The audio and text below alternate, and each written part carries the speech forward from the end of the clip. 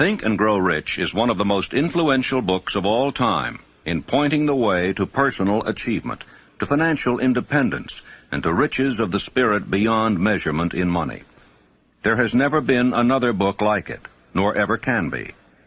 It was inspired by Andrew Carnegie, who disclosed his formula of personal achievement to the author, Napoleon Hill, many years ago.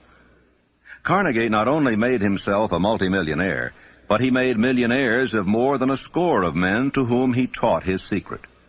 Another 500 wealthy men revealed the source of their riches to Napoleon Hill, who has spent a lifetime of research in bringing their message to people in all walks of life who are willing to give their thoughts, ideas, and organized plans in return for riches. The riches within your grasp cannot always be measured in money. There are great riches in lasting friendships, harmonious family relationships, sympathy and understanding between business associates, an inner harmony which brings peace of mind measurable only in spiritual values. The philosophy of Think and Grow Rich will prepare you to attract and enjoy these higher estates which always have been and always will be denied to all except those who are ready for them. Everyone desires to be rich, but not everyone knows what constitutes enduring riches.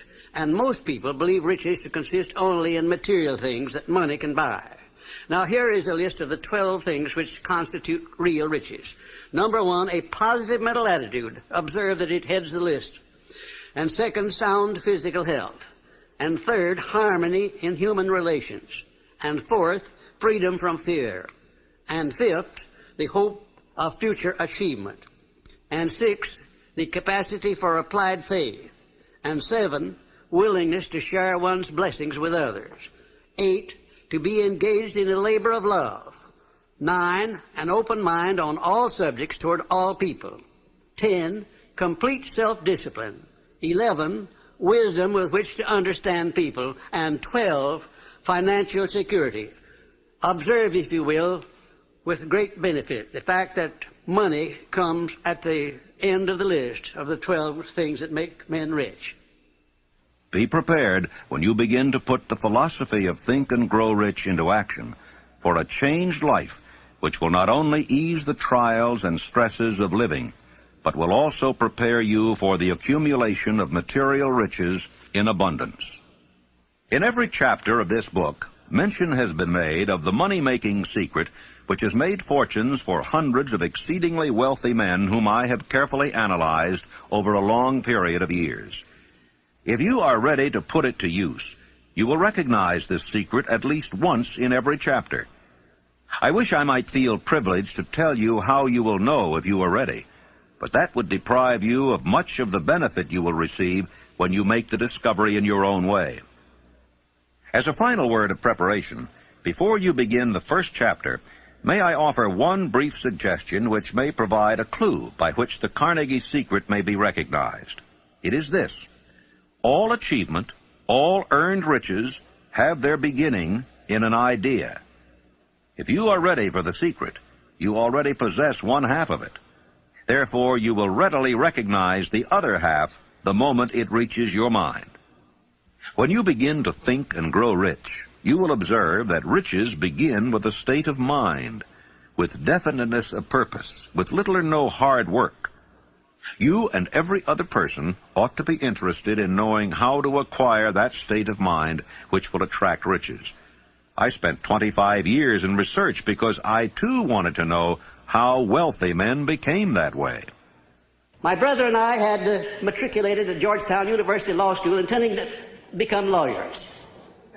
We didn't have any money, but I did have ability to write, and I promised that I would write stories about successful men, sell them to the magazines, and pay our way through. And my first assignment, fortunately, was with Andrew Carnegie in Pittsburgh.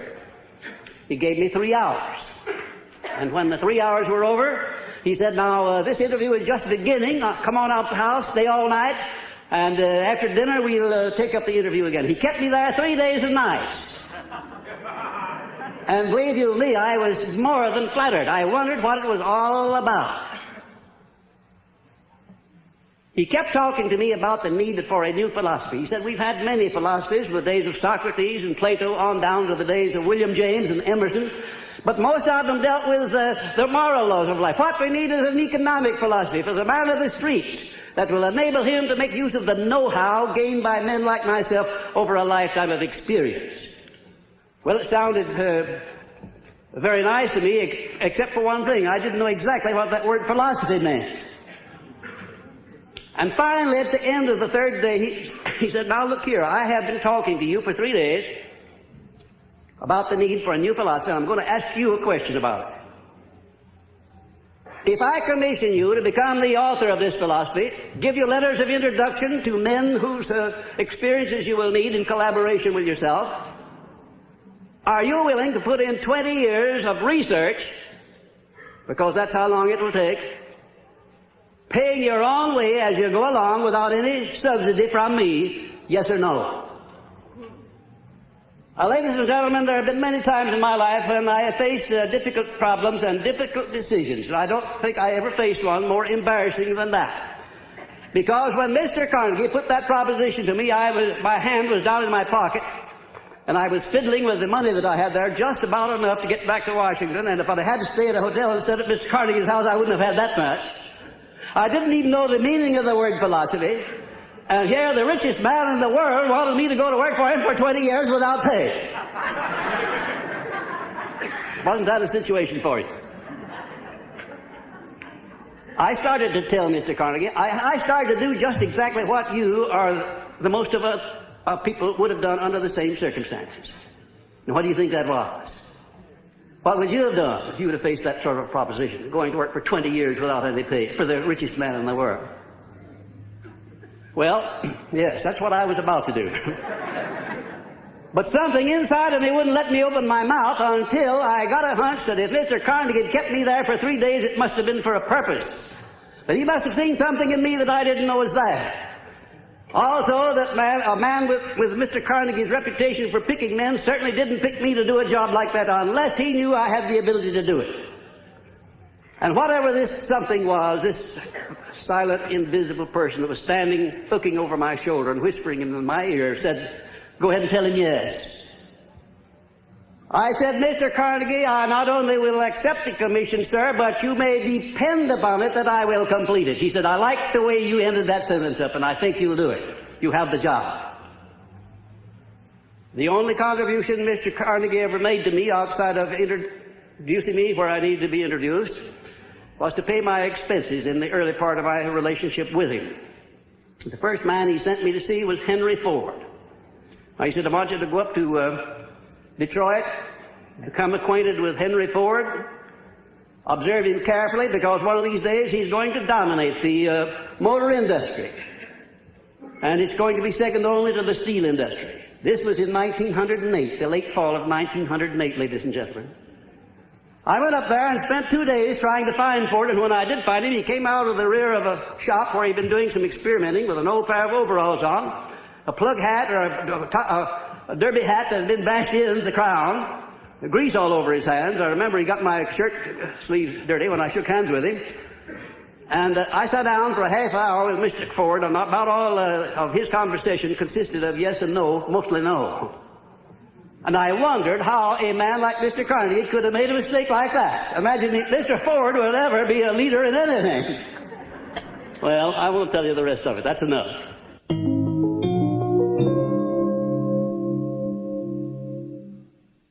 Desire. The starting point of all achievement. The first step toward riches. A long while ago, a great warrior faced a situation which made it necessary for him to make a decision which ensured his success on the battlefield. He was about to send his armies against a powerful foe, whose men outnumbered his own.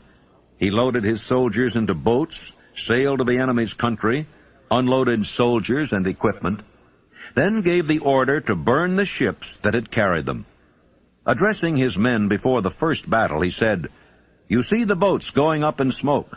That means that we cannot leave these shores alive unless we win. We now have no choice. We win or we perish." They won. Every person who wins in an undertaking must be willing to burn his ships and cut all sources of retreat. Only by so doing can one be sure of maintaining that state of mind known as a burning desire to win, essential to success. Every human being who reaches the age of understanding of the purpose of money wishes for it. Wishing will not bring riches, but desiring riches with a state of mind that becomes an obsession, then planning definite ways and means to acquire riches, and backing those plans with persistence which does not recognize failure, will bring riches. 6 ways to turn desires into gold. The method by which desire for riches can be transmuted into its financial equivalent consists of 6 definite practical steps. That is, first, fix in your mind the exact amount of money you desire. It is not sufficient merely to say, "I want plenty of money." Be definite as to the amount. There is a psychological reason for definiteness, which will be described in a subsequent chapter. Second, determine exactly what you intend to give in return for the money you desire. There is no such reality as something for nothing. Third, establish a definite date when you intend to possess the money you desire. Fourth, create a definite plan for carrying out your desire, and begin at once, whether you are ready or not, to put this plan into action. Fifth, write out a clear, concise statement of the amount of money you intend to acquire, name the time limit for its acquisition, state what you intend to give in return for the money, and describe clearly the plan through which you intend to accumulate it. Sixth, read your written statement aloud twice daily, once just before retiring at night and once after arising in the morning. As you read, see and feel and believe yourself already in possession of the money. It is important that you follow the instructions described in these 6 steps. It is especially important that you observe and follow the instructions in the 6th paragraph. You may complain that it's impossible for you to see yourself in possession of money before you actually have it. Here is where a burning desire will come to your aid. If you truly desire money so keenly that your desire is an obsession, you will have no difficulty in convincing yourself that you will acquire it. The object is to want money and to become so determined to have it that you convince yourself you will have it. Can you imagine yourself a millionaire? To the uninitiated, who has not been schooled in the working principles of the human mind, these instructions may appear impractical. It may be helpful to all who fail to recognize the soundness of the 6 steps to know that the information they convey was received from Andrew Carnegie, who began as an ordinary laborer in the steel mills, but managed, despite his humble beginning, to make these principles yield him a fortune of considerably more than $100 million. It may be a further help to know that the 6 steps here recommended were carefully scrutinized by the late Thomas A. Edison, who placed his stamp of approval upon them as being not only the steps essential for the accumulation of money, but for the attainment of any goal. The steps call for no hard labor. They call for no sacrifice. They do not require one to become ridiculous or credulous. To apply them calls for no great amount of education. But the successful application of these 6 steps does call for sufficient imagination to enable one to see and to understand that accumulation of money cannot be left to chance, good fortune, and luck. One must realize that all who have accumulated great fortunes first did a certain amount of dreaming, hoping, wishing, desiring, and planning before they acquired money. You may as well know right here that you can never have riches in great quantity unless you can work yourself into a white heat of desire for money and actually believe you will possess it. If the thing you wish to do is right and you believe in it, go ahead and do it. Put your dream across, and never mind what they say if you meet with temporary defeat, for they, perhaps, do not know that every failure brings with it the seed of an equivalent success. Thomas Edison dreamed of a lamp that could be operated by electricity, began where he stood to put his dream into action, And despite more than 10,000 failures, he stood by that dream until he had made it a physical reality. Practical dreamers do not quit. Imagine a man, for instance, standing by through 10,000 different failures, as Mr. Edison did, before giving up. His personal initiative was so definite that he told me that if he hadn't found the secret of the incandescent electric lamp, that at that very moment he would be in the laboratory working on it instead of being out there wasting his time talking with me. And then in a more serious note, Mr. Edison said, you know, I had to succeed because I finally ran out of things that wouldn't work. And I've thought of that so many times, wondering why more people don't keep on keeping on until they run out of things that won't work, for then they're bound to find the thing that will work. There is a difference between wishing for a thing and being ready to receive it. No one is ready for a thing until he believes he can acquire it. The state of mind must be belief, not mere hope or wish. Open-mindedness is essential for belief. Closed minds do not inspire faith, courage, and belief. Remember, no more effort is required to aim high in life, to demand abundance and prosperity, than is required to accept misery and poverty. I believe in the power of desire backed by faith, because I have seen this power lift men from lowly beginnings to places of power and wealth. I have seen it rob the grave of its victims. I have seen it serve as the medium by which men stage to come back after having been defeated in 100 different ways. I have seen it provide my own son with a normal, happy, successful life, despite nature's having sent him into the world without ears. When my second son, Blair, was born, he was born without ears. And the doctors told me that he would be a deaf-mute all of his life. I told them he would not be a deaf-mute, and that he would live to have 100% of his hearing just like other children. And one of these doctors came over and put his arm on my shoulder, and he said, now look here, Napoleon, there are some things in this world that neither you nor I nor anyone else can do anything about, and now you face one of those situations. I said, Doctor, there is nothing in this world that I can't do something about, if it's nothing more than adjust myself to an unpleasant situation so it does not destroy my spirit.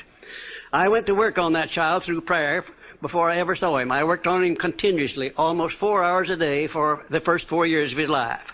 And at the age of about 18 months, we recognized that he was beginning to hear. We didn't know just how much. But by the time he had reached the 4th year, he had developed 65% of his normal hearing.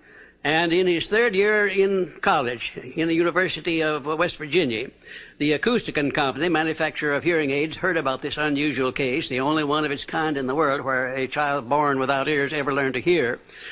Came down to the University of West Virginia and made him a special hearing aid that gave him the other 35% of his hearing, and Blair today has 100% of his hearing just exactly like I said he would.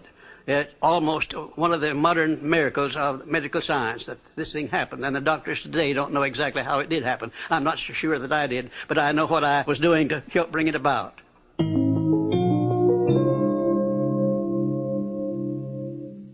Faith is the head chemist of the mind. When faith is blended with thought, the subconscious mind instantly picks up the vibration, translates it into its spiritual equivalent, and transmits it to infinite intelligence, as in the case of prayer. The emotions of faith, love, and sex are the most powerful of all the major positive emotions. When the three are blended, they have the effect of coloring thought in such a way that it instantly reaches the subconscious mind, where it is changed into its spiritual equivalent, the only form that induces a response from infinite intelligence. How to develop faith? There comes now a statement which will give a better understanding of the importance the principle of autosuggestion assumes in the transmutation of desire into its physical or monetary equivalent. Namely, faith is a state of mind which may be induced or created by affirmation or repeated instructions to the subconscious mind through the principle of autosuggestion.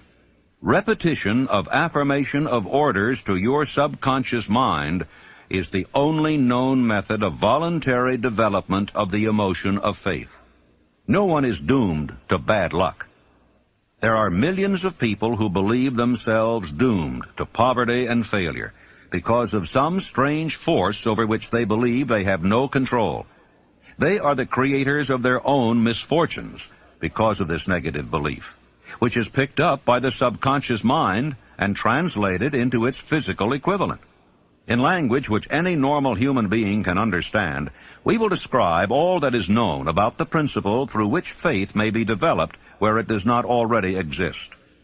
Have faith in yourself, faith in the infinite. Before we begin, you should be reminded again that faith is the eternal elixir which gives life, power, and action to the impulse of thought. The foregoing sentence is worth reading a second time, and a third, and a fourth. It is worth reading aloud. Faith is the starting point of all accumulation of riches. Faith is the basis of all miracles and all mysteries which cannot be analyzed by the rules of science. Faith is the only known antidote for failure. Faith is the element, the chemical, which, when mixed with prayer, gives one direct communication with infinite intelligence.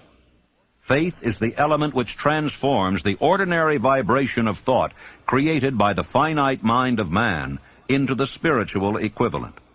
Faith is the only agency through which the cosmic force of infinite intelligence can be harnessed and used by man. Thoughts which are mixed with any of the feelings of emotions constitute a magnetic force which attracts other similar or related thoughts. Now let us go back to the starting point and become informed as to how the original seed of an idea, plan, or purpose may be planted in the mind. The information is easily conveyed.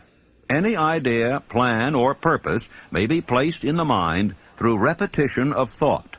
This is why you are asked to write out a statement of your major purpose or definite chief aim, commit it to memory, and repeat it in audible words day after day, until these vibrations of sound have reached your subconscious mind. Resolve to throw off the influences of any unfortunate environment and to build your own life to order. Taking inventory of mental assets and liabilities, you may discover that your greatest weakness is lack of self-confidence. This handicap can be surmounted and timidity translated into courage through the aid of the principle of autosuggestion. The application of this principle may be made through a simple arrangement of positive thought impulses stated in writing, memorized, and repeated until they become a part of the working equipment of the subconscious faculty of your mind. Self-confidence formula. First, I know that I have the ability to achieve the object of my definite purpose in life. Therefore, I demand of myself persistent, continuous action toward its attainment, and I here and now promise to render such action.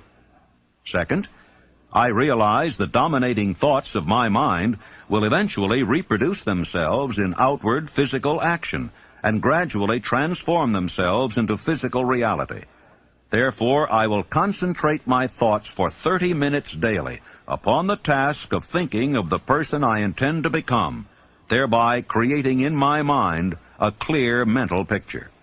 Third, I know through the principle of autosuggestion, any desire that I persistently hold in my mind will eventually seek expression through some practical means of attaining the object back of it. Therefore, I will devote 10 minutes daily to demanding of myself the development of self-confidence. Fourth, I have clearly written down a description of my definite chief aim in life, and I will never stop trying until I shall have developed sufficient self-confidence for its attainment. Fifth, I fully realize that no wealth or position can long endure unless built upon truth and justice. Therefore, I will engage in no transaction which does not benefit all whom it affects. I will succeed by attracting to myself the forces I wish to use and the cooperation of other people. I will induce others to serve me because of my willingness to serve others. I will eliminate hatred, envy, jealousy, selfishness, and cynicism by developing love for all humanity, because I know that a negative attitude toward others can never bring me success. I will cause others to believe in me because I will believe in them and in myself. I will sign my name to this formula, commit it to memory, and repeat it aloud once a day, with full faith that it will gradually influence my thoughts and actions so that I will become a self-reliant and successful person. The disaster of negative thinking. The subconscious mind makes no distinction between constructive and destructive thought impulses. It works with the material we feed it, through our thought impulses. The subconscious mind will translate into reality a thought driven by fear just as readily as it will translate into reality a thought driven by courage or faith. Like the wind which carries one ship east and another west, the law of autosuggestion will lift you up or pull you down according to the way you set your sails of thought.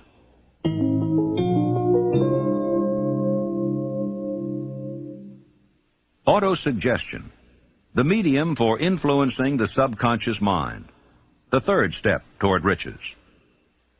Autosuggestion is a term which applies to all suggestions and all self-administered stimuli which reach one's mind through the five senses. Stated in another way, autosuggestion is self-suggestion. It is the agency of communication between that part of the mind where conscious thought takes place, and that which serves as the seat of action for the subconscious mind. See and feel money in your hands. You were instructed in the last of the 6 steps described in the chapter on desire to read aloud twice daily the written statement of your desire for money, and to see and feel yourself in possession of the money. By following these instructions, you communicate the object of your desire directly to your subconscious mind in a spirit of absolute faith. Through repetition of this procedure, you voluntarily create thought habits which are favorable to your efforts to transmute desire into its monetary equivalent. Remember, therefore, when reading aloud the statement of your desire, through which you are endeavoring to develop a money consciousness, that the mere reading of the words is of no consequence unless you mix emotion or feeling with your words. Your subconscious mind recognizes and acts only upon thoughts which have been well mixed with emotion or feeling. Plain, unemotional words do not influence the subconscious mind. You will get no appreciable results until you learn to reach your subconscious mind with thoughts or spoken words which have been well emotionalized with belief. Do not become discouraged if you cannot control and direct your emotions the first time you try to do so. Remember, there is no such possibility as something for nothing. You cannot cheat even if you desire to do so. The price of ability to influence your subconscious mind is everlasting persistence in applying the principles described here. You cannot develop the desired ability for a lower price. You and you alone must decide whether or not the reward for which you are striving, the money consciousness, is worth the price you must pay for it in effort. Your ability to use the principle of autosuggestion will depend very largely upon your capacity to concentrate upon a given desire until that desire becomes a burning obsession.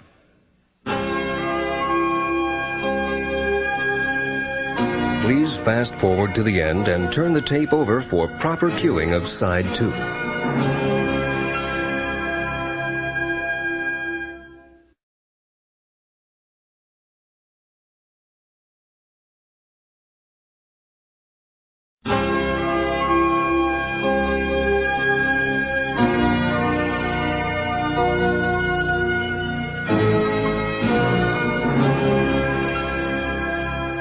6 steps to stimulate your subconscious mind.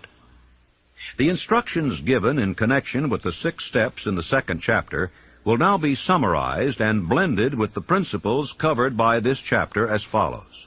First, go into some quiet spot, preferably in bed at night, where you will not be disturbed or interrupted. Close your eyes and repeat aloud, so you may hear your own words, the written statement of the amount of money you intend to accumulate, the time limit for its accumulation, and a description of the service or merchandise you intend to give in return for the money. As you carry out these instructions, see yourself already in possession of the money. For example, suppose that you intend to accumulate $50,000 by the 1st of January 5 years hence, that you intend to give personal services in return for the money in the capacity of a salesman. Your written statement of your purpose should be similar to the following. By the 1st day of January 19 so-and-so, I will have in my possession $50,000, which will come to me in various amounts from time to time during the interim.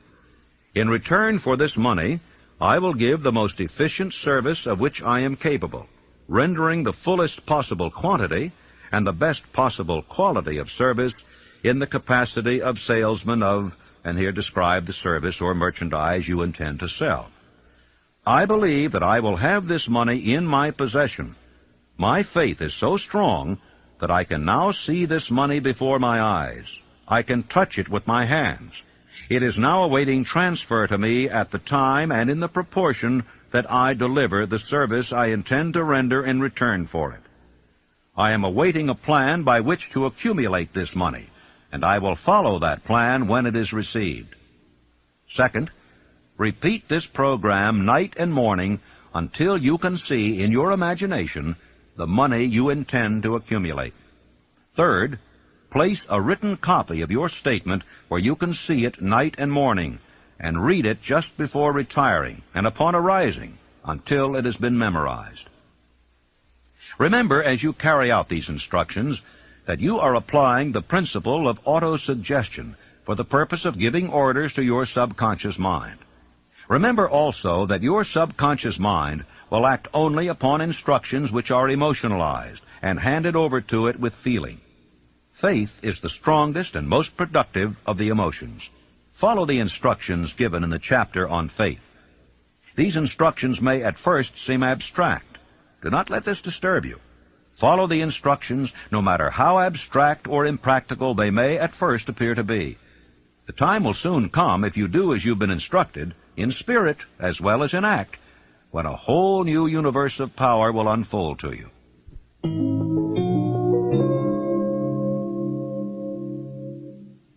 Specialized knowledge, personal experiences or observations, the fourth step toward riches. There are two kinds of knowledge. One is general, the other is specialized. General knowledge, no matter how great in quantity or variety it may be, is of but little use in the accumulation of money. The faculties of the great universities possess in the aggregate practically every form of general knowledge known to civilization. Most of the professors have but little money. They specialize on teaching knowledge, but they do not specialize on the organization or the use of knowledge.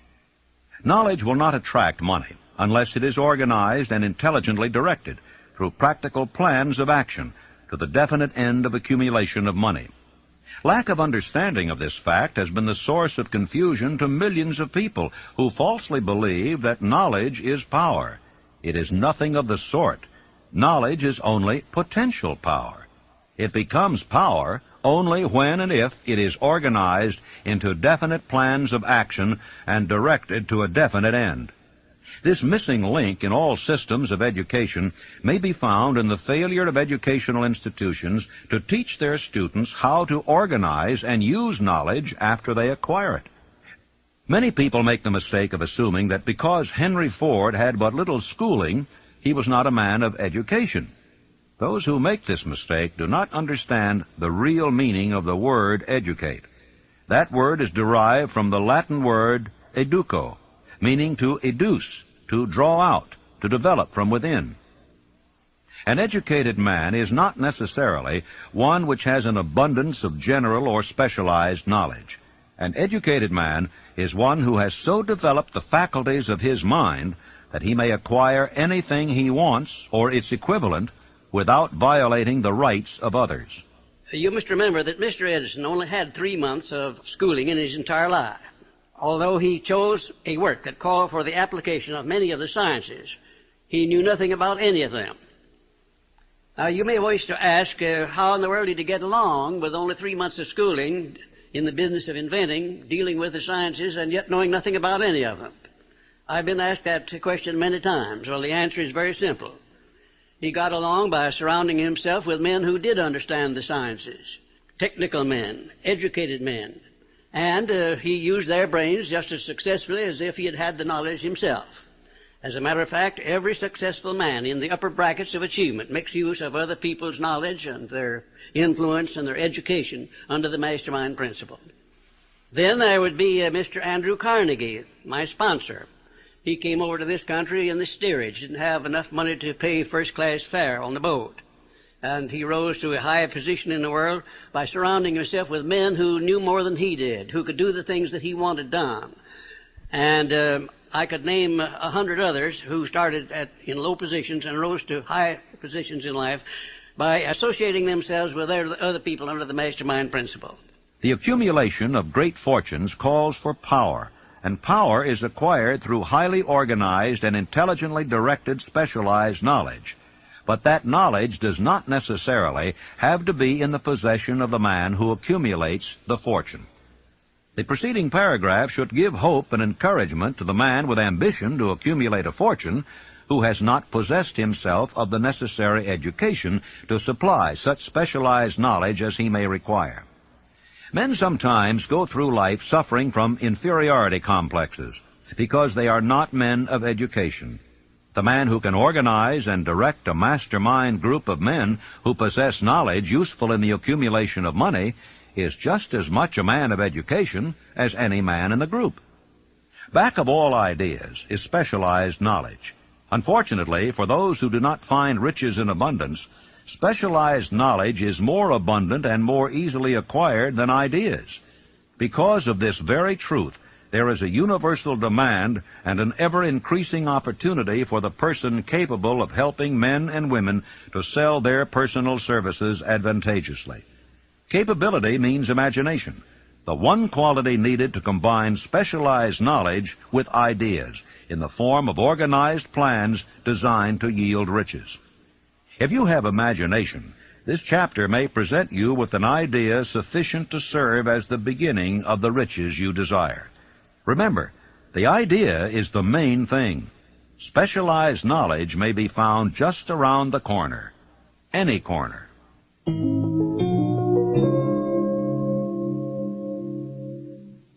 Imagination. The workshop of the mind. The fifth step toward riches. The imagination is literally the workshop wherein are fashioned all plans created by man. The impulse, the desire, is given shape, form, and action through the aid of the imaginative faculty of the mind. Two forms of imagination. The imaginative faculty functions in two forms. One is known as synthetic imagination, and the other as creative imagination. Synthetic imagination. Through this faculty, one may arrange old concepts, ideas, or plans into new combinations. This faculty creates nothing. It merely works with the material of experience, education, and observation with which it is fed. It is the faculty used most by the inventor, with the exception of the genius who draws upon the creative imagination when he cannot solve his problem through synthetic imagination. Creative imagination. Through the faculty of creative imagination, the finite mind of man has direct communication with infinite intelligence. It is the faculty through which hunches and inspirations are received. It is by this faculty that all basic or new ideas are handed over to man. It is through this faculty that one individual may tune in or communicate with the subconscious minds of other men. Center your attention for the time being on the development of the synthetic imagination, because this is the faculty which you will use more often in the process of converting desire into money. Transformation of the intangible impulse of desire into the tangible reality of money calls for the use of a plan or plans. These plans must be formed with the aid of the imagination, and mainly with the synthetic faculty. The laws that lead to fortune.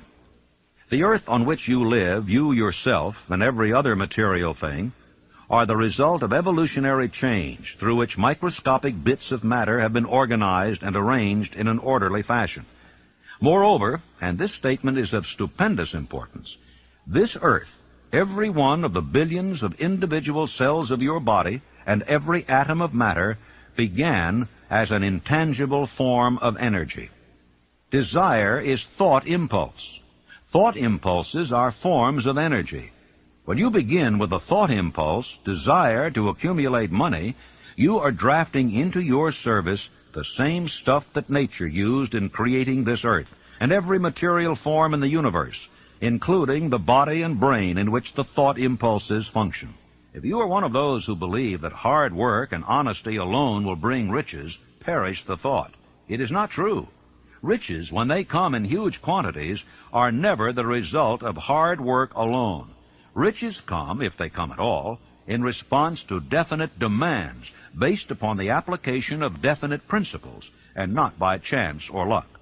Generally speaking, an idea is an impulse of thought that impels action by an appeal to the imagination. All master salesmen know that ideas can be sold where merchandise cannot. Ordinary salesmen do not know this. That is why they are ordinary. There was Clarence Saunders, one of my outstanding students of Memphis, Tennessee. Clarence worked in a grocery store, delivering groceries, more or less. And he had a great amount of enthusiasm and also a keen imagination. He was constantly trying to interest his employer in new and improved methods of merchandising. And finally, the employer became so peeved at Clarence for wasting his time with what he called foolish suggestions that he told him that if he came in with another one, he was going to fire him. Shortly thereafter, a cafeteria was opened in Memphis, Tennessee, the first cafeteria that came there.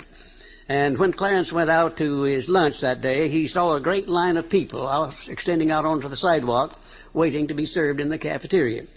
Out of curiosity, he got on the end of the line, and when he picked up his tray and filled it up, by the time he got down to the cashier or the checker, his imagination began to turn, and he said, what a wonderful thing this would be in our grocery business, to have a self-help grocery store so women could come in with a basket on their arm, pick up what they wanted, and pay for it at one place as they went out. It would save a lot of time, and it would save a lot of embarrassment.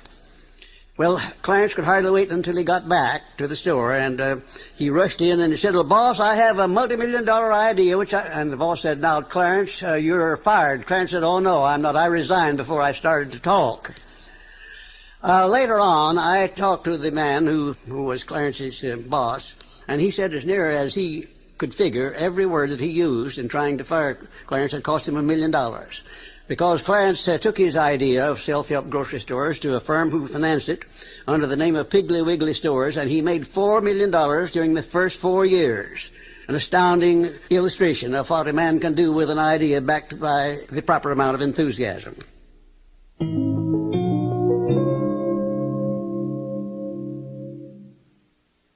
Organized planning, the crystallization of desire into action, the sixth step toward riches. You have learned that everything man creates or acquires begins in the form of desire. That desire is taken on the first lap of its journey from the abstract to the concrete into the workshop of the imagination, where plans for its transition are created and organized. You will now be instructed how to build plans which will be practical, namely, A, ally yourself with a group of as many people as you may need for the creation and carrying out of your plan or plans for the accumulation of money, making use of the mastermind principle described in a later chapter. Compliance with this instruction is absolutely essential. Do not neglect it. B, before forming your mastermind alliance, decide what advantages and benefits you may offer the individual members of your group in return for their cooperation. No one will work indefinitely without some form of compensation. No intelligent person will either request or expect another to work without adequate compensation, although this may not always be in the form of money. C, arrange to meet with the members of your mastermind group at least twice a week, and more often if possible, until you have jointly perfected the necessary plan or plans for the accumulation of money. D, maintain perfect harmony between yourself and every member of your mastermind group. If you fail to carry out this instruction to the letter, you may expect to meet with failure. The mastermind principle cannot obtain where perfect harmony does not prevail. Keep in mind these facts. First, you are engaged in an undertaking of major importance to you. To be sure of success, you must have plans which are faultless. Second, you must have the advantage of the experience, education, native ability, and imagination of other minds. This is in harmony with the methods followed by every person who has accumulated a great fortune. The most intelligent man living cannot succeed in accumulating money, nor in any other undertaking, without plans which are practical and workable. Just keep this fact in mind, and remember when your plans fail that temporary defeat is not permanent failure. It may only mean that your plans have not been sound. Build other plans. Start all over again. No follower of this philosophy can reasonably expect to accumulate a fortune without experiencing temporary defeat. When defeat comes, accept it as a signal that your plans are not sound. Rebuild those plans and set sail once more toward your coveted goal. If you give up before your goal has been reached, you are a quitter. A quitter never wins, and a winner never quits. Lift this sentence out. Write it on a piece of paper in letters an inch high, and place it where you will see it every night before you go to sleep, and every morning before you go to work. Take my son Blair, for instance, who was born without any sign of ears. As a result of that adversity, he was trained to believe that it was not an adversity, that it was a blessing, because it would cause people to recognize his condition, and they'd go out of their way to be kind to him, and that's exactly the way it turned out. I have often said that my son Blair has made it possible to get through life with less resistance than his other two brothers, who have all of their faculties. Adversity.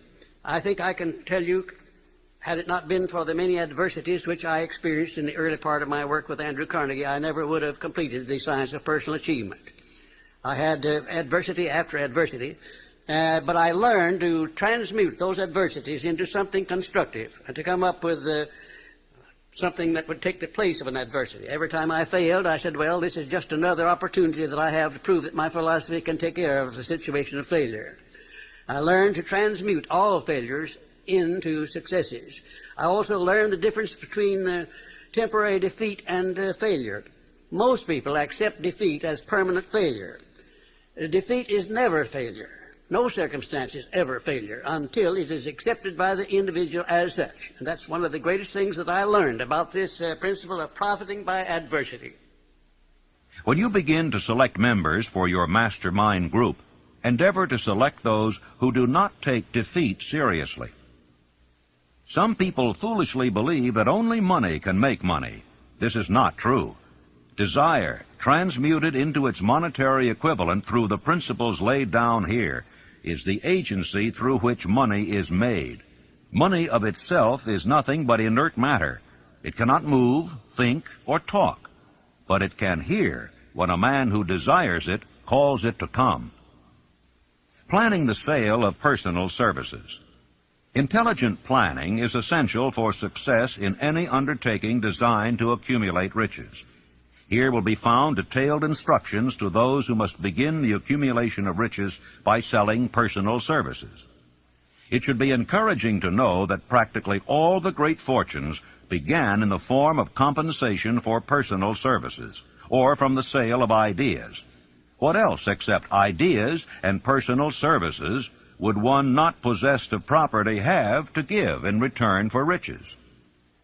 The major attributes of leadership. The following are important factors of leadership. 1.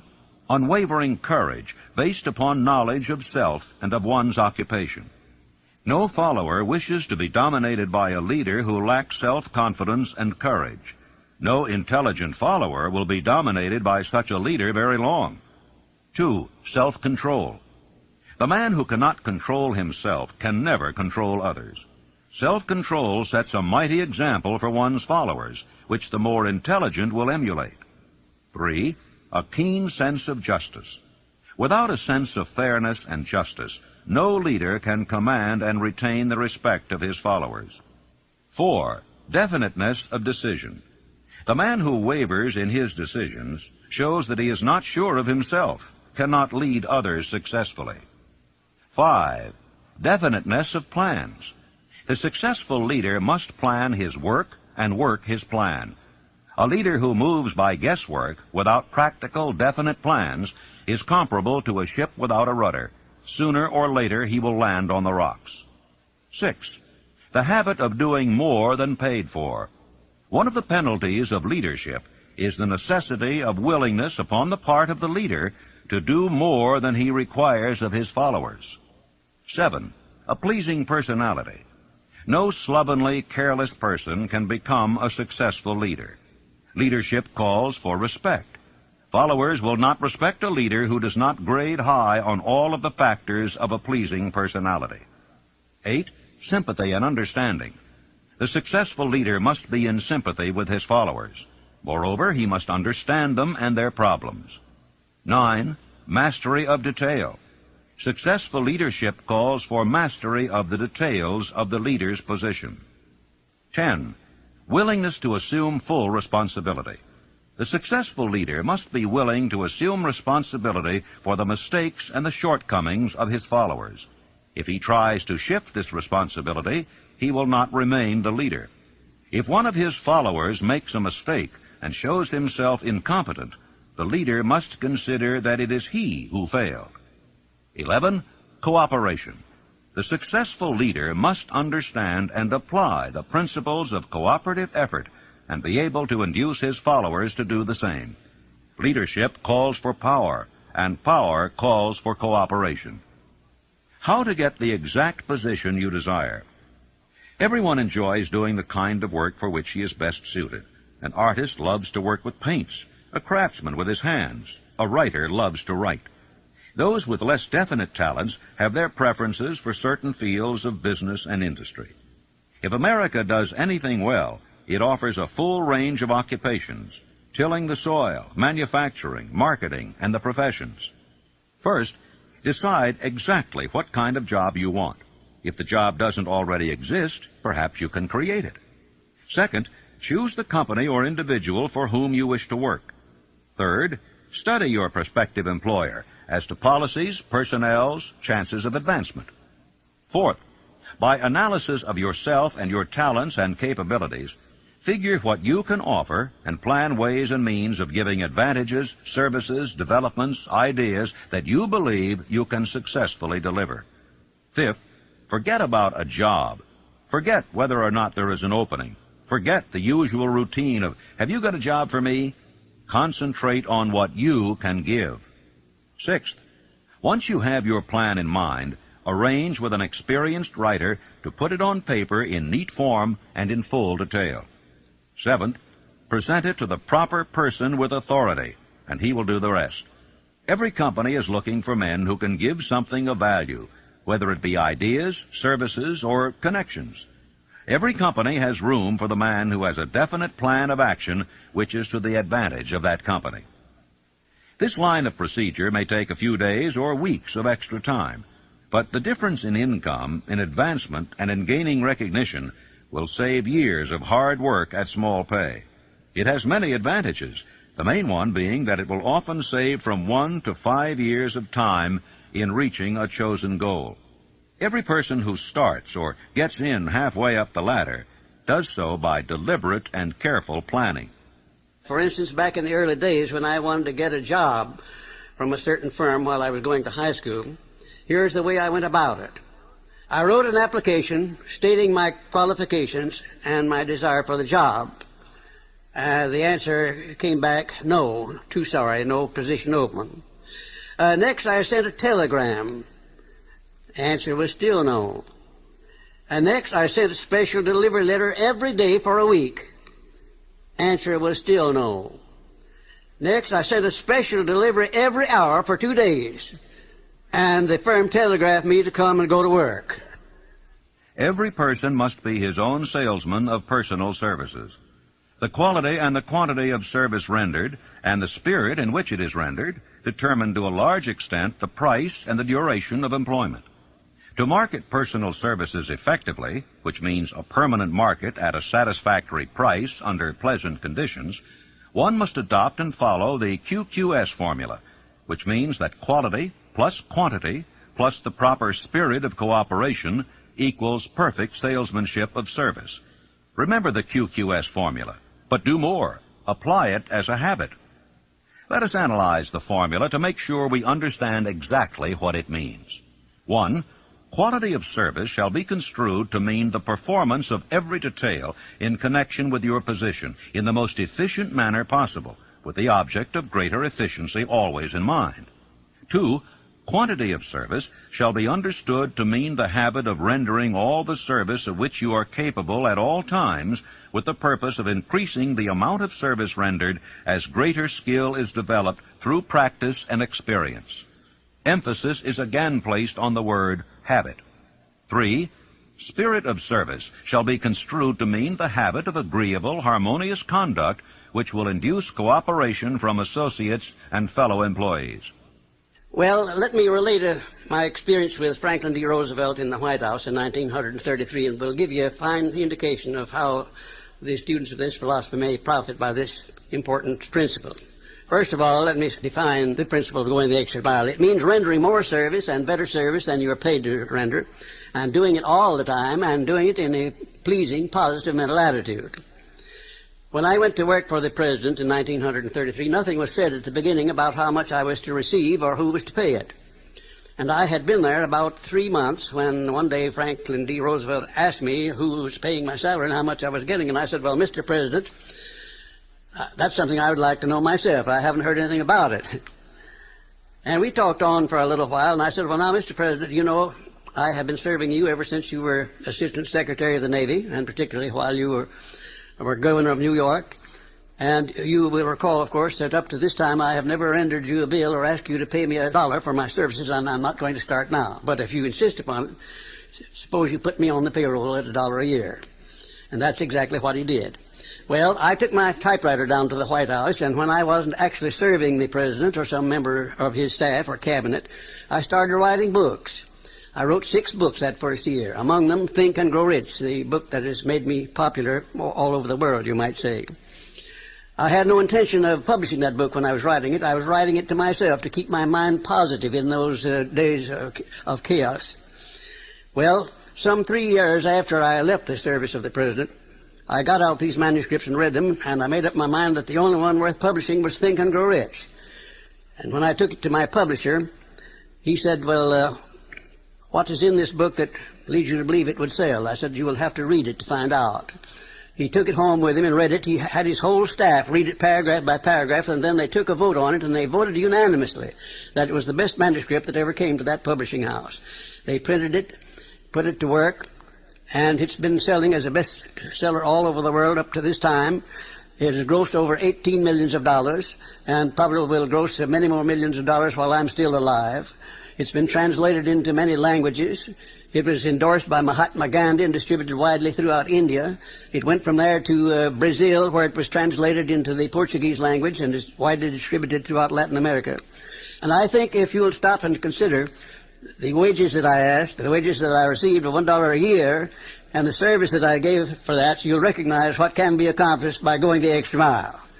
Now, let me give you some of the benefits that comes from going the extra mile. Well, it places the law of increasing returns squarely back of one. It brings one to the favorable attention of those who can and do provide opportunities for self-promotion. It tends to permit one to become indispensable in many different human relationships, and therefore enables one to command more than average compensation. It leads to a mental growth and physical perfection in various forms of service, thereby developing greater ability and skill in one's chosen vocation. It protects one against the loss of employment and places one in a position to choose his own job and working conditions. It enables one to profit by the law of contrast, because the majority of people do not practice the habit of going the extra mile. As a matter of fact, the majority of people don't even go the first mile. And it leads to the development of a positive, pleasing personal attitude, which is among the more important traits of a pleasing personality. And it tends to develop a keen, alert imagination, as it is a habit which keeps one continuously seeking new and more efficient ways of rendering service. It definitely serves to develop self-reliance. It serves also to build the confidence of others in one's integrity. And it is the only logical reason to justify one in asking for a promotion or for more wages, because if a man is not doing any more than he's paid for, then obviously he has no right to ask for more pay.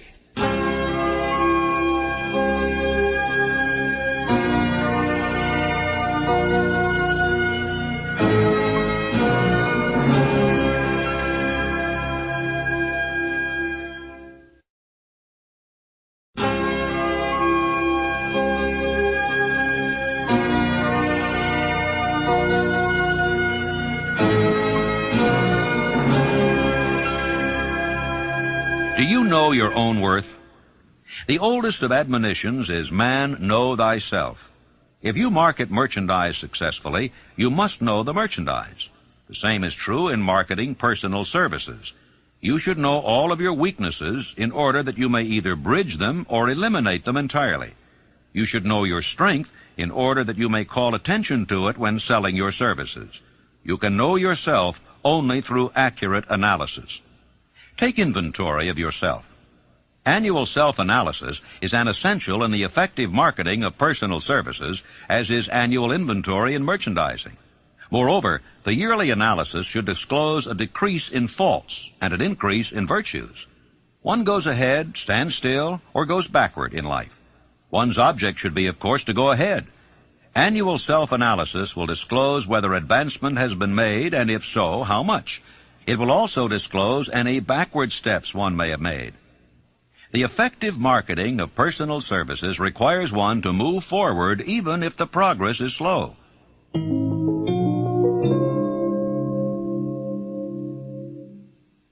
Decision.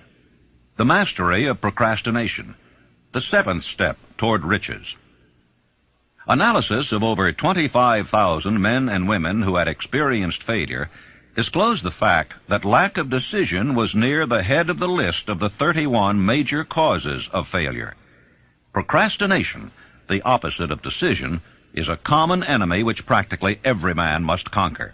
Analysis of several hundred people who had accumulated fortunes well beyond the $1 million mark disclosed the fact that every one of them had the habit of reaching decisions promptly and of changing these decisions slowly if and when they were changed.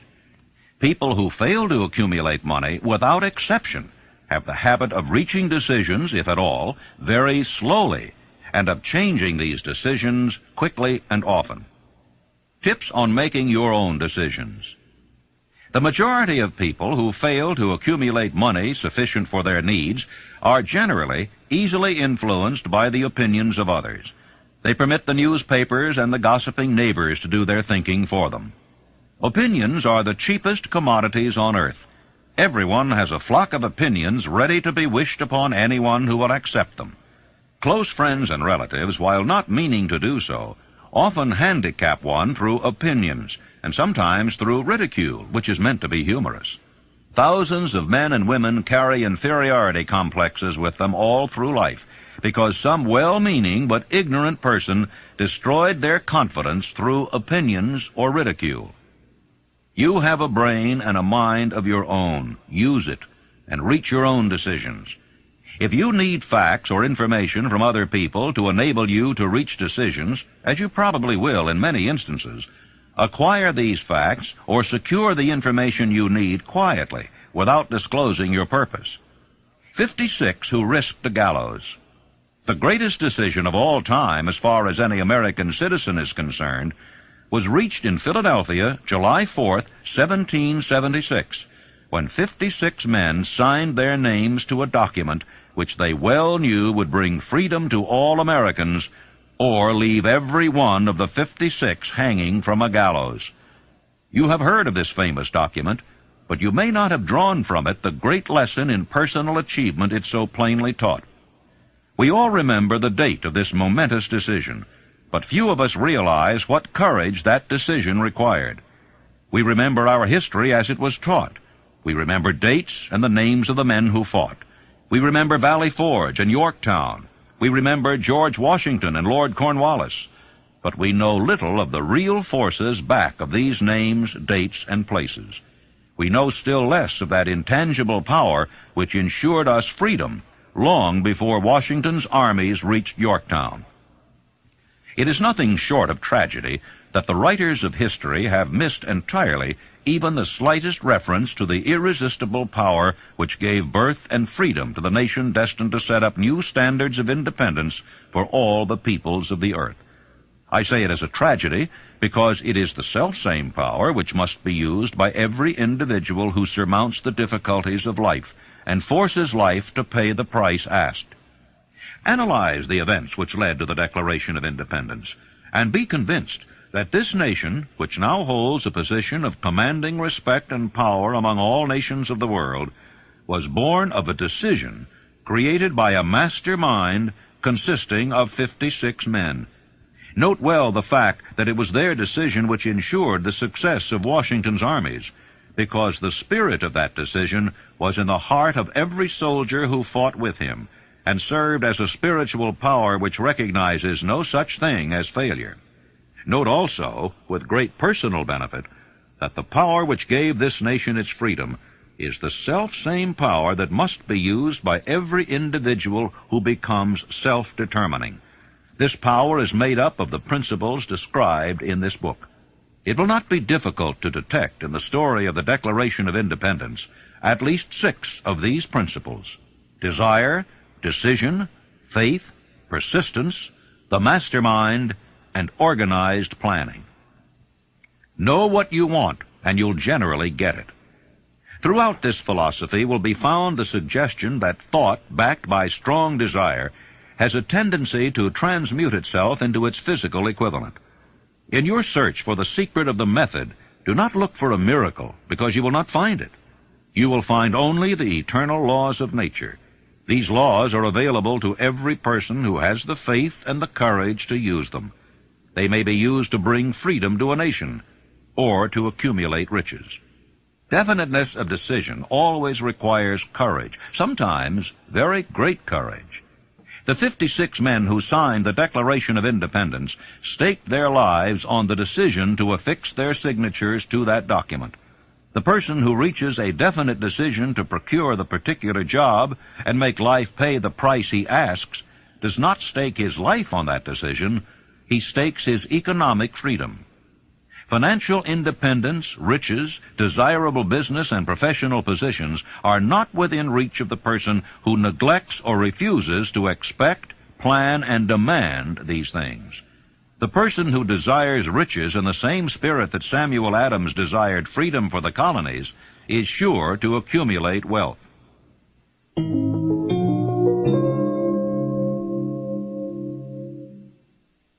Persistence, the sustained effort necessary to induce faith. The 8th step toward riches.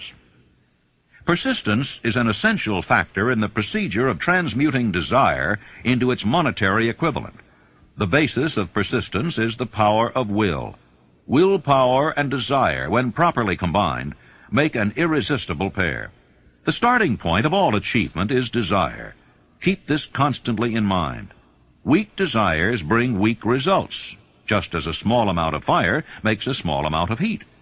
If you find yourself lacking in persistence, this weakness may be remedied by building a stronger fire under your desires. And if you find that you are indifferent, you may be sure that you have not yet acquired the money consciousness which you must possess before you can be sure of accumulating a fortune. Those who can take it are bountifully rewarded for their persistence.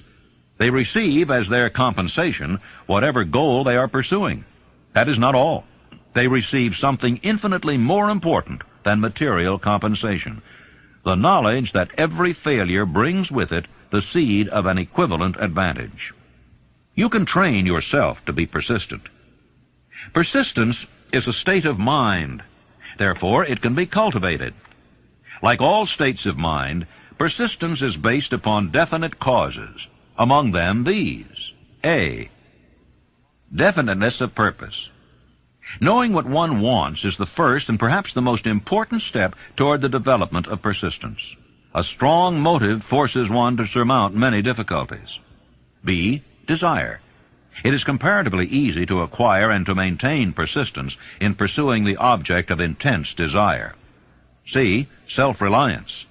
Belief in one's ability to carry out a plan encourages one to follow the plan through with persistence. Self-reliance can be developed through the principle described in the chapter on autosuggestion. D. Definiteness of plans. Organized plans, even though they may be weak and entirely impractical, encourage persistence. E. Accurate knowledge. Knowing that one's plans are sound, based upon experience or observation, encourages persistence. Guessing instead of knowing destroys persistence. F. Cooperation. Sympathy, understanding, and harmonious cooperation with others tend to develop persistence. G. Willpower. The habit of concentrating one's thoughts upon the building of plans for the attainment of a definite purpose leads to persistence. H. Habit. Persistence is the direct result of habit. The mind absorbs and becomes a part of the daily experiences upon which it feeds. Fear, the worst of all enemies, can be effectively cured by forced repetition of acts of courage. Everyone who has seen active service in war knows this. Take your own persistence inventory. Before leaving the subject of persistence, take inventory of yourself and determine in what particular, if any, you are lacking in this essential quality. Measure yourself courageously, point by point, and see how many of the 8 factors of persistence you lack. The analysis may lead to discoveries that will give you a new grip on yourself. If you fear criticism, let us examine some of the symptoms of the fear of criticism. The majority of people permit relatives, friends, and the public at large to so influence them that they cannot live their own lives because they fear criticism. Huge numbers of people make mistakes in marriage, stand by the bargain, and go through life miserable and unhappy because they fear criticism, which may follow if they correct the mistake. Anyone who has submitted to this form of fear knows the irreparable damage it does by destroying one's ambition and the desire to achieve. Millions of people neglect to acquire belated educations after having left school because they fear criticism. Countless numbers of men and women, both young and old, permit relatives to wreck their lives in the name of duty because they fear criticism. Duty does not require any person to submit to the destruction of his personal ambitions and the right to live his own life in his own way. People refuse to take chances in business because they fear the criticism which may follow if they fail. The fear of criticism in such cases is stronger than the desire for success. How to develop persistence? There are 4 simple steps which lead to the habit of persistence. They call for no great amount of intelligence, no particular amount of education, and but little time or effort. The necessary steps are 1. A definite purpose backed by burning desire for its fulfillment. 2. A definite plan expressed in continuous action. 3. A mind closed tightly against all negative and discouraging influences, including negative suggestions of relatives, friends, and acquaintances. 4. A friendly alliance with one or more persons who will encourage one to follow through with both plan and purpose. These 4 steps are essential for success in all walks of life. The entire purpose of the 13 principles of this philosophy is to enable one to take these 4 steps as a matter of habit. These are the steps by which one may control one's economic destiny. They are the steps that lead to freedom and independence of thought. They are the steps that lead to riches in small or great quantities. They lead the way to power, fame, and worldly recognition. They are the 4 steps which guarantee favorable breaks. They are the steps that convert dreams into physical realities. They lead also to the mastery of fear, discouragement, and indifference. There is a magnificent reward for all who learn to take these 4 steps. It is the privilege of writing one's own ticket and of making life yield whatever price is asked. How to master difficulties? What mystical power gives to men of persistence the capacity to master difficulties? Does the quality of persistence set up in one's mind some form of spiritual, mental, or chemical activity which gives one access to supernatural forces? Does infinite intelligence throw itself on the side of the person who still fights on after the battle has been lost, with the whole world on the opposing side? You may be interested in knowing that I had the help of some 500 of the most successful men in America to help me create the science of personal achievement. Among them were such men as Thomas A. Edison, Henry Ford, John Wanamaker. Let me tell you about one man, perhaps my most outstanding student, who has made a tremendous success of his life by applying definiteness of purpose. His name is W. Clement Stone, president of the Combined Insurance Company of America. Right after Think and Grow Rich was published in 1937, someone gave Mr. Stone a copy of this book, and he was so impressed by it that he laid out a 20-year plan for himself. At that time, he was selling insurance, I suppose making $200 or $300, maybe $400 a week at the most. Now, his plan called for him to own a company of his own within 20 years and for him to be president of it, and his personal fortune to be not less than $10 million. Well, long before the 20 years were up, he was the president and majority owner of 4 large insurance companies. His personal fortune was over $35 million. And today, it is estimated that his fortune is over $100 million. And he attributes his success entirely to the application of the famous Andrew Carnegie philosophy, and particularly to the application of definiteness of purpose. His 2,000 salesmen are known to be the most successful men in the insurance field, and every one of those 2,000 men has been taught to use the science of personal achievement and to emphasize the principle of definiteness of purpose.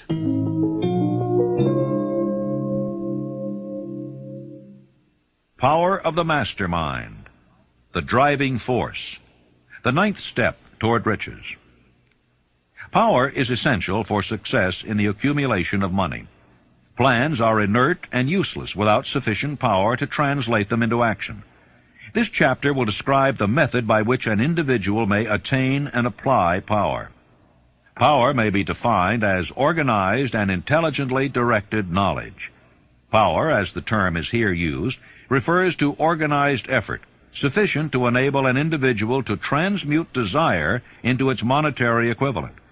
Organized effort is produced through the coordination of effort of 2 or more people who work toward a definite end in a spirit of harmony. Power is required for the accumulation of money. Power is necessary for the retention of money after it has been accumulated. Let us ascertain how power may be acquired. If power is organized knowledge, let us examine the sources of knowledge. A. Infinite intelligence. This source of knowledge may be contacted through the procedure described in another chapter with the aid of creative imagination. B. Accumulated experience. The accumulated experience of man, or that portion of it which has been organized and recorded, may be found in any well-equipped public library. An important part of this accumulated experience is taught in public schools and colleges, where it has been classified and organized. C. Experiment and research. In the field of science, and in practically every other walk of life, men are gathering, classifying, and organizing new facts daily. This is the source to which one must turn when knowledge is not available through accumulated experience. Here, too, the creative imagination must often be used. Knowledge may be required from any of the foregoing sources. It may be converted into power by organizing it into definite plans, and by expressing those plans in terms of action. Gaining power through the mastermind. The mastermind may be defined as coordination of knowledge and effort in a spirit of harmony between 2 or more people for the attainment of a definite purpose. No individual may have great power without availing himself of the mastermind. In a preceding chapter, instructions were given for the creation of plans for the purpose of translating desire into its monetary equivalent. If you carry out these instructions with persistence and intelligence, and use discrimination in the selection of your mastermind group, your objective will have been halfway reached even before you begin to recognize it. So you may better understand the intangible potentialities of power available to you through a properly chosen mastermind group. We will here explain the 2 characteristics of the mastermind principle, one of which is economic in nature and the other psychic. The economic feature is obvious. Economic advantages may be created by any person who surrounds himself with the advice, counsel, and personal cooperation of a group of men who are willing to lend him wholehearted aid in a spirit of perfect harmony. This form of cooperative alliance has been the basis of nearly every great fortune. Your understanding of this great truth may definitely determine your financial status. The psychic phase of the mastermind principle is much more difficult to comprehend. You may catch a significant suggestion from this statement.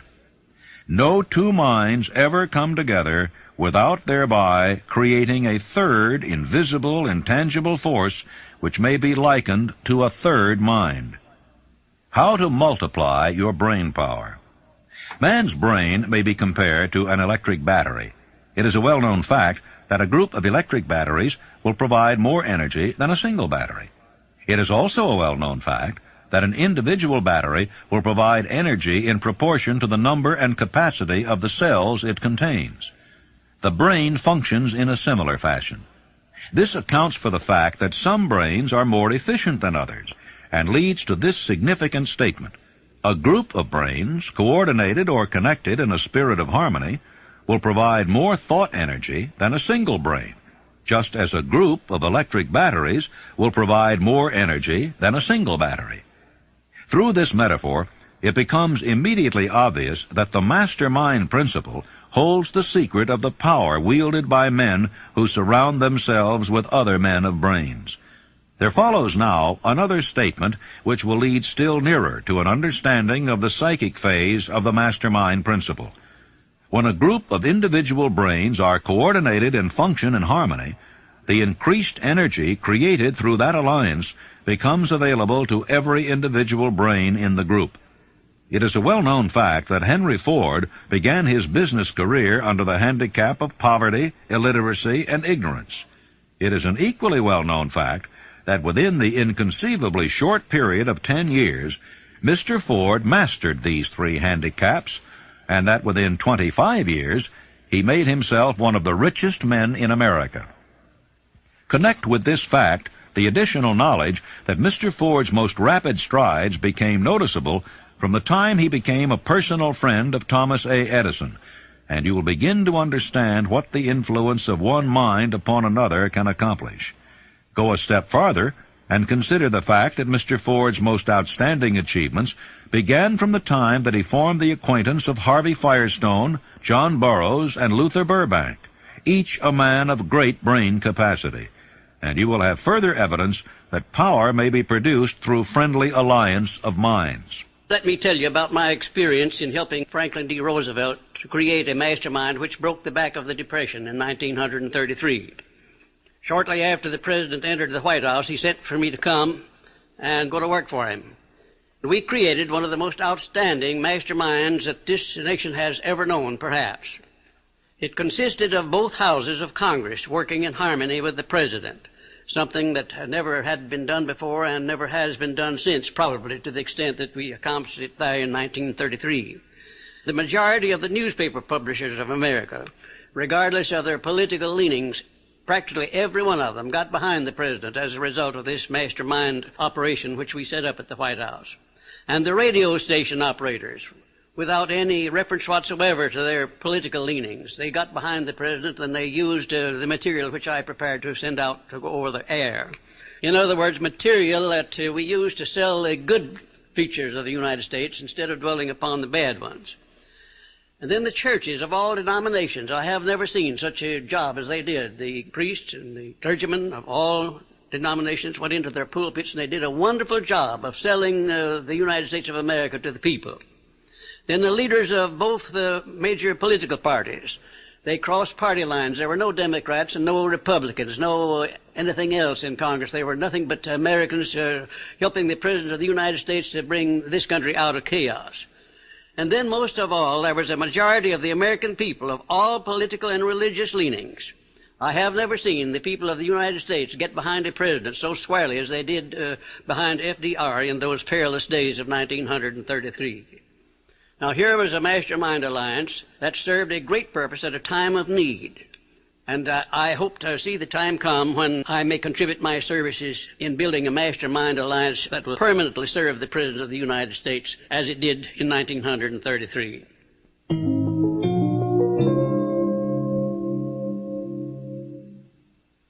The mystery of sex transmutation. The 10th step toward riches. The meaning of the word transmute is, in simple language, the changing or transferring of one element or form of energy into another. The 10 stimuli of the mind.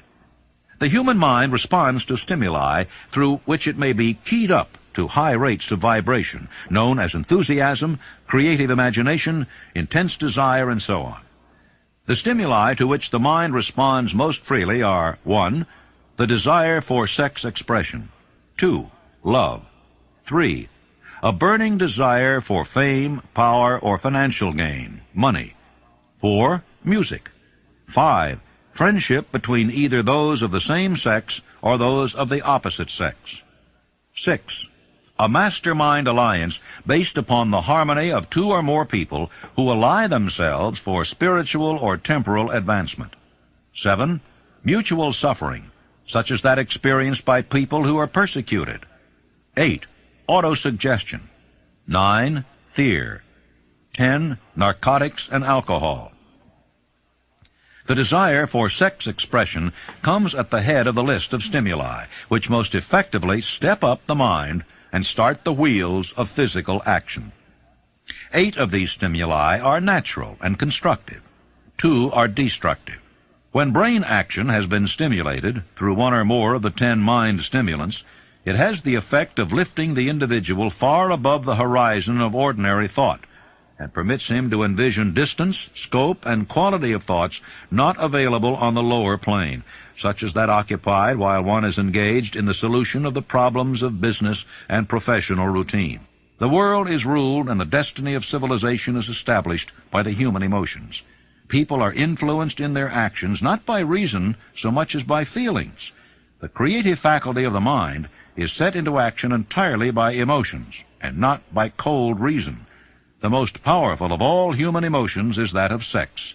There are other mind stimulants, some of which have been listed, but no one of them, nor all of them combined, can equal the driving power of sex. A mind stimulant is any influence which will either temporarily or permanently increase the intensity of thought. The 10 major stimulants described are those most commonly resorted to.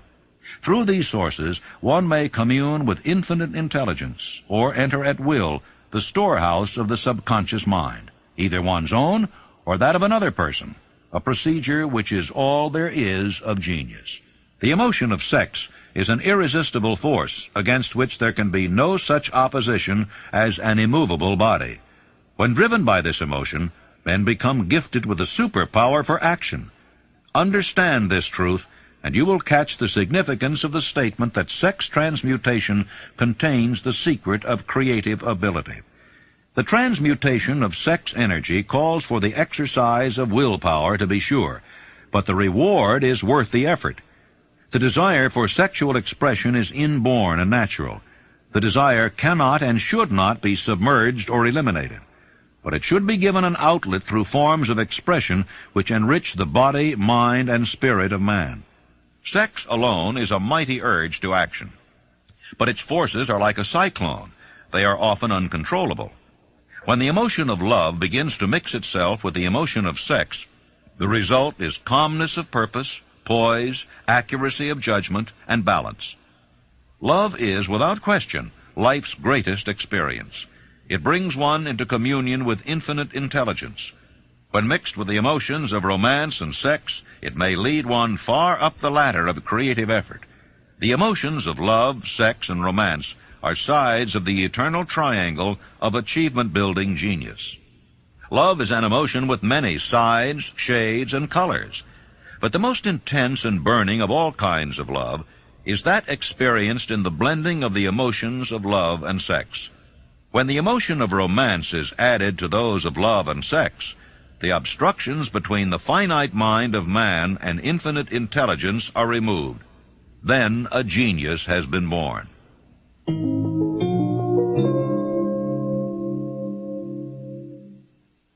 The subconscious mind, the connecting link, the 11th step toward riches.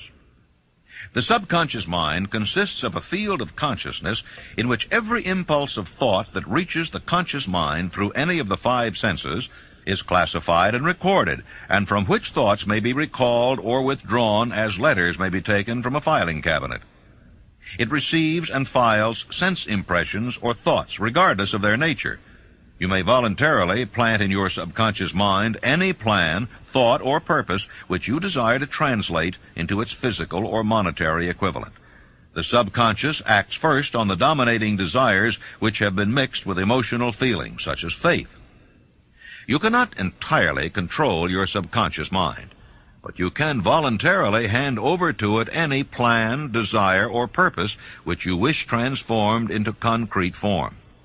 After you have accepted as a reality the existence of the subconscious mind, and understand its possibilities as a medium for transmuting your desires into their physical or monetary equivalent, you will comprehend the full significance of the instructions given in the chapter on desire. You will also understand why you have been repeatedly admonished to make your desires clear and to reduce them to writing. You will also understand the necessity of persistence in carrying out instructions. The 13 principles are the stimuli with which you acquire the ability to reach and to influence your subconscious mind. Do not become discouraged if you cannot do this upon the first attempt.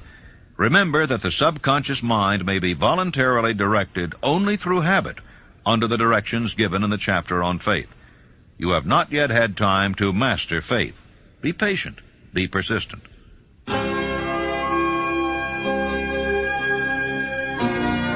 Please fast forward to the end and turn the tape over for proper cueing of side 4.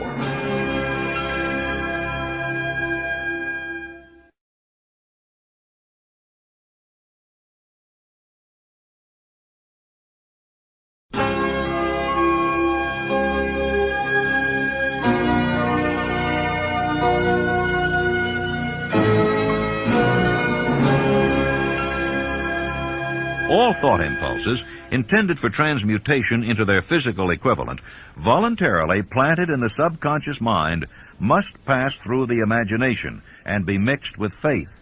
The mixing of faith with a plan or purpose intended for submission to the subconscious mind may be done only through the imagination. From these statements, you will readily observe that voluntary use of the subconscious mind calls for coordination and application of all the principles. You are preparing yourself to influence and control the inner audience of your subconscious mind in order to hand over to it the desire for money, which you wish transmuted into its monetary equivalent. It is essential, therefore, that you understand the method of approach to this inner audience. You must speak its language, or it will not heed your call. It understands best the language of emotion or feeling. Let us therefore describe here the 7 major positive emotions and the 7 major negative emotions, so that you may draw upon the positives and avoid the negatives when giving instructions to your subconscious mind. The 7 major positive emotions: the emotion of desire, the emotion of faith, the emotion of love, the emotion of sex, the emotion of enthusiasm, the emotion of romance, the emotion of hope. There are other positive emotions, but these are the 7 most powerful and the ones most commonly used in creative effort. Master these 7 emotions. They can be mastered only by use, and the other positive emotions will be at your command when you need them. Remember in this connection that you are studying a book which is intended to help you develop a money consciousness by filling your mind with positive emotions. The 7 major negative emotions to be avoided: the emotion of fear, the emotion of jealousy, the emotion of hatred, the emotion of revenge, the emotion of greed, the emotion of superstition, the emotion of anger. Positive and negative emotions cannot occupy the mind at the same time. One or the other must dominate. It is your responsibility to make sure that positive emotions constitute the dominating influence of your mind. Here the law of habit will come to your aid. Form the habit of applying and using the positive emotions. Eventually they will dominate your mind so completely that the negatives cannot enter it. Only by following these instructions literally and continuously can you gain control over your subconscious mind. The presence of a single negative in your conscious mind is sufficient to destroy all chances of constructive aid from your subconscious mind.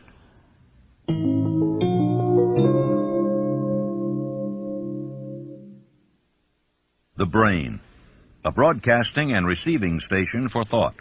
The 12th step toward riches.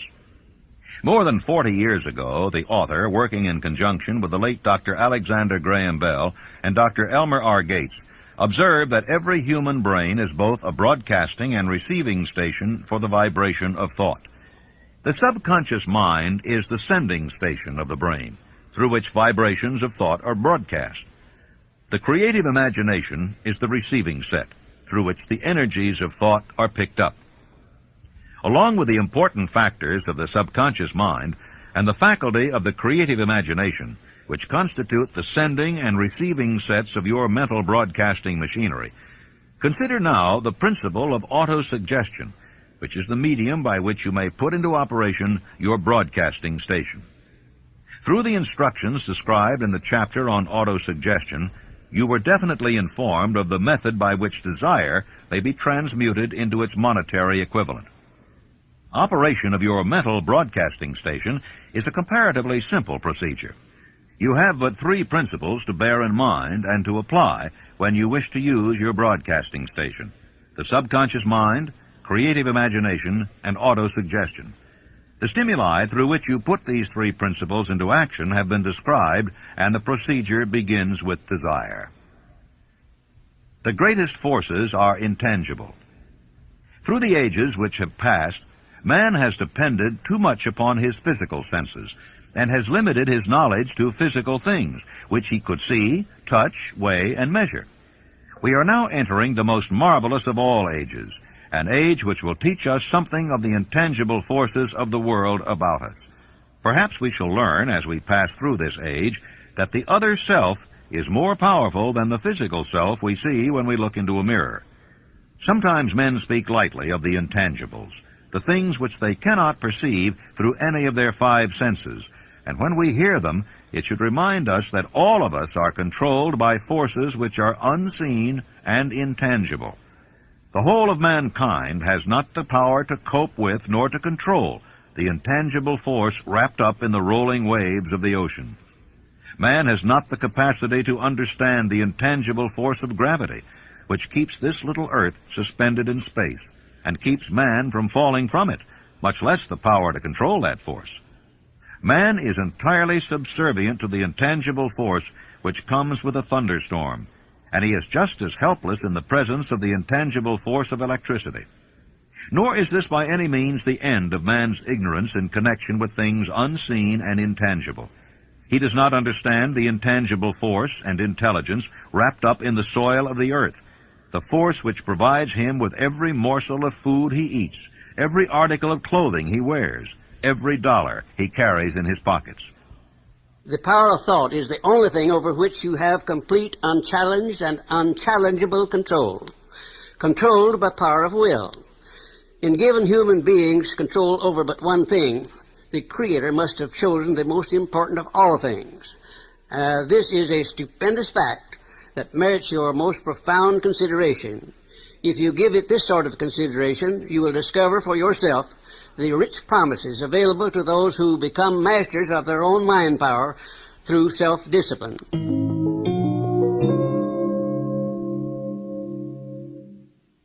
The 6th sense, the door to the temple of wisdom, the 13th step toward riches.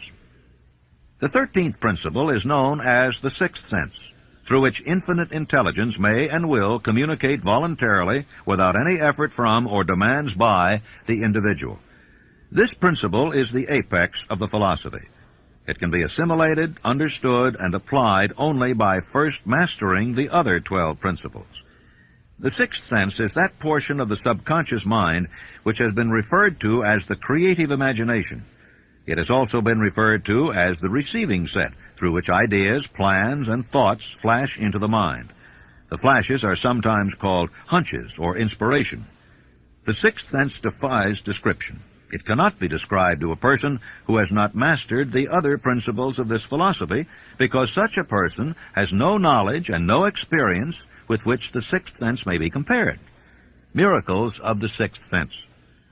The author is not a believer in, nor the advocate of miracles, for the reason that he has enough knowledge of nature to understand that nature never deviates from her established laws. Some of her laws are so incomprehensible that they produce what appear to be miracles. The sixth sense comes as near to being a miracle as anything I have ever experienced. This much the author does know, that there is a power or a first cause or an intelligence which permeates every atom of matter and embraces every unit of energy perceptible to man, that this infinite intelligence converts acorns into oak trees, causes water to flow downhill in response to the law of gravity, follows night with day and winter with summer, each maintaining its proper place and relationship to the other. This intelligence may, through the principles of this philosophy, be induced to aid in transmuting desires into concrete or material form. The author has this knowledge because he has experimented with it and has experienced it. Step by step through the preceding chapters, you have been led to this, the last principle. If you have mastered each of the preceding principles, you are now prepared to accept, without being skeptical, the stupendous claims made here. If you have not mastered the other principles, you must do so before you may determine definitely whether or not the claims made in this chapter are fact or fiction. Long before I had ever written a line for publication or endeavored to deliver a speech in public, I followed the habit of reshaping my own character by trying to imitate the 9 men whose lives and works had been most impressive to me. These 9 men were Emerson, Paine, Edison, Darwin, Lincoln, Burbank, Napoleon, Ford, and Carnegie. Every night, over a long period of years, I held an imaginary council meeting with this group whom I called my invisible counselors. I had a very definite purpose in indulging my imagination through these nightly meetings. My purpose was to rebuild my own character so it would represent a composite of the characters of my imaginary counselors. Realizing, as I did early in life, that I had to overcome the handicap of birth in an environment of ignorance and superstition, I deliberately assigned myself the task of voluntary rebirth through the method I have described above. Building character through autosuggestion. I knew, of course, that all men have become what they are because of their dominating thoughts and desires. I knew that every deeply seated desire has the effect of causing one to seek outward expression through which that desire may be transmuted into reality. I knew that self-suggestion is a powerful factor in building character, that it is, in fact, the sole principle through which character is built. With this knowledge of the principles of mind operation, I was fairly well armed with the equipment needed in rebuilding my character. In these imaginary council meetings, I called on my cabinet members for the knowledge I wished each to contribute. My method of addressing the members of the imaginary cabinet would vary according to the traits of character in which I was, for the moment, most interested in acquiring.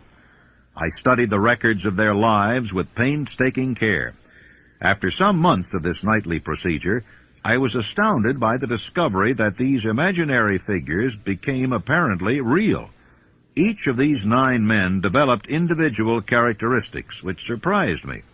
For example, Lincoln developed the habit of always being late, and then walking around in solemn parade. He always wore an expression of seriousness upon his face. Rarely did I see him smile. That was not true of the others. Burbank and Paine often indulged in witty repartee which seemed at times to shock the other members of the cabinet. These meetings became so realistic that I became fearful of their consequences and discontinued them for several months. The experiences were so uncanny, I was afraid if I continued them, I would lose sight of the fact that the meetings were purely experiences of my imagination. This is the first time that I have had the courage to mention this. Heretofore, I have remained quiet on the subject, because I knew from my own attitude in connection with such matters that I would be misunderstood if I described my unusual experience. I have been emboldened now to reduce my experience to the printed page, because I am now less concerned about what they say than I was in the years that have passed. Lest I be misunderstood, I wish here to state most emphatically that I still regard my cabinet meetings as being purely imaginary, but I feel entitled to suggest that while the members of my cabinet may be purely fictional, and the meetings existent only in my own imagination, they have led me into glorious paths of adventure, rekindled an appreciation of true greatness, encouraged creative endeavor, and emboldened the expression of honest thought. Tapping the source of inspiration, Somewhere in the cell structure of the brain is located an organ which receives vibrations of thought ordinarily called hunches.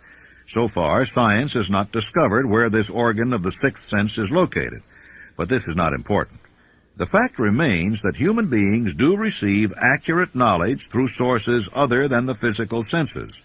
Such knowledge generally is received when the mind is under the influence of extraordinary stimulation.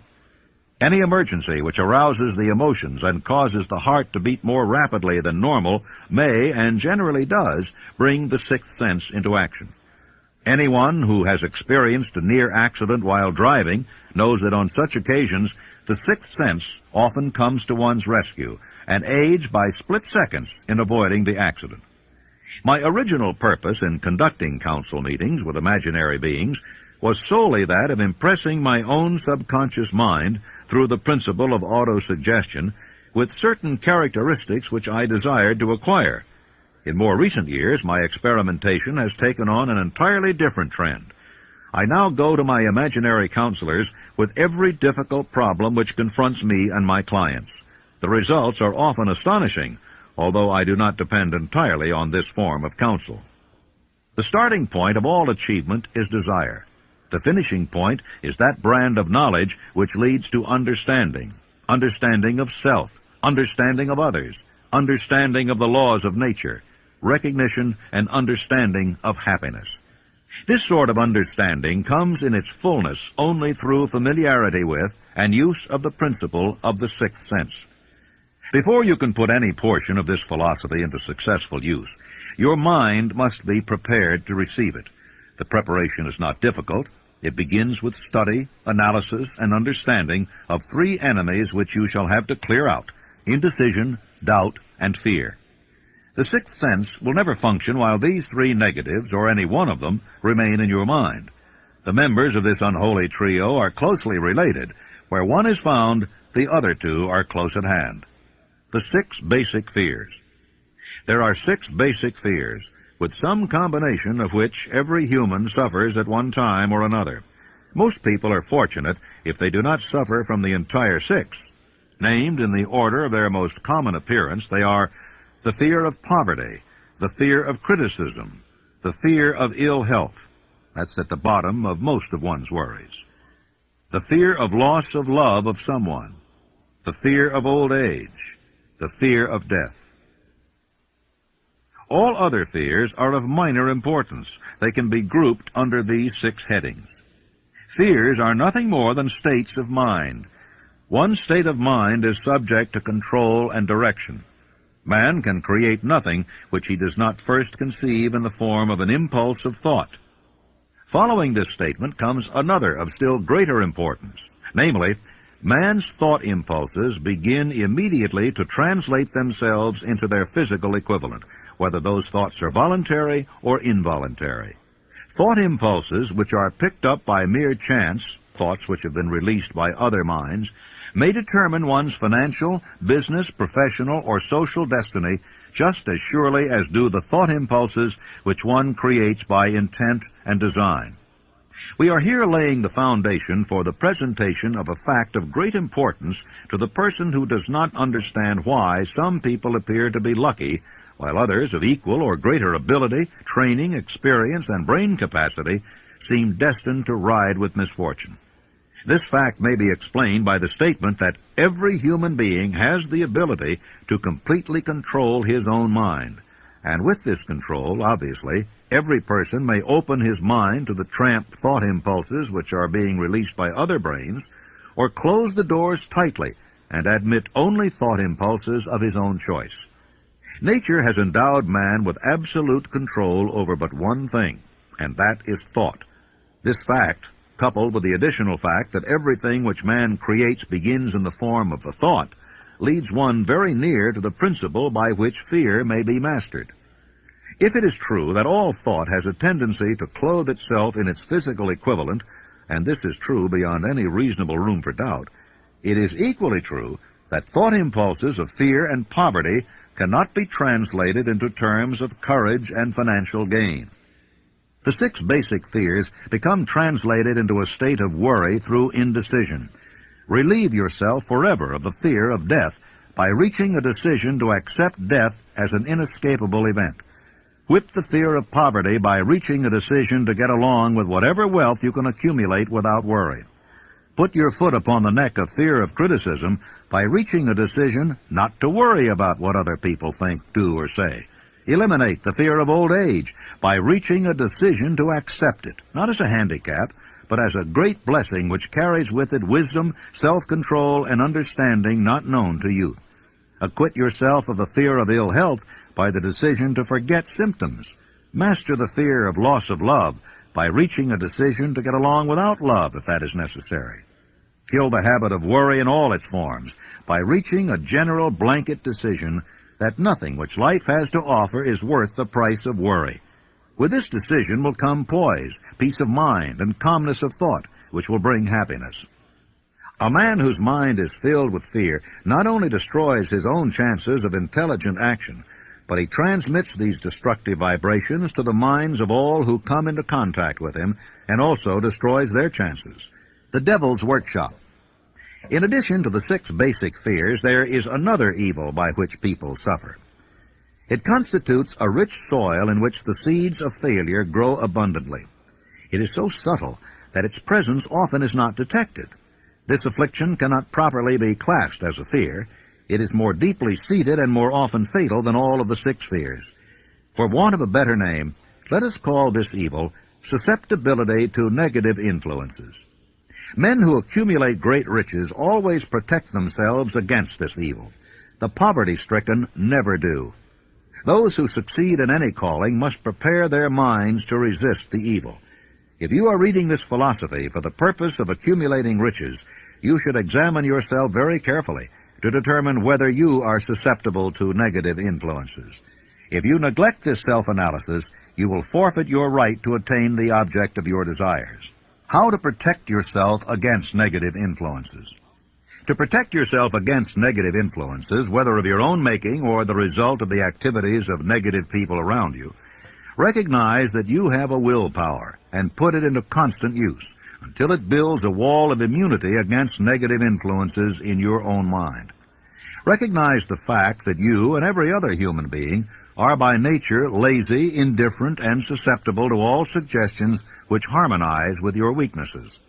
Recognize that you are by nature susceptible to all the 6 basic fears, and set up habits for the purpose of counteracting all those fears. Recognize that negative influences often work on you through your subconscious mind. Therefore, they are difficult to detect, and keep your mind closed against all people who depress or discourage you in any way. Clean out your medicine chest, throw away all pill bottles, and stop pandering to colds, aches, pains, and imaginary illness. Deliberately seek the company of people who influence you to think and act for yourself. Do not expect troubles, as they have a tendency not to disappoint. Without doubt, the most common weakness of all human beings is the habit of leaving their minds open to the negative influence of other people. This weakness is all the more damaging because most people do not recognize that they are cursed by it, and many who acknowledge it neglect or refuse to correct the evil until it becomes an uncontrollable part of their daily habits.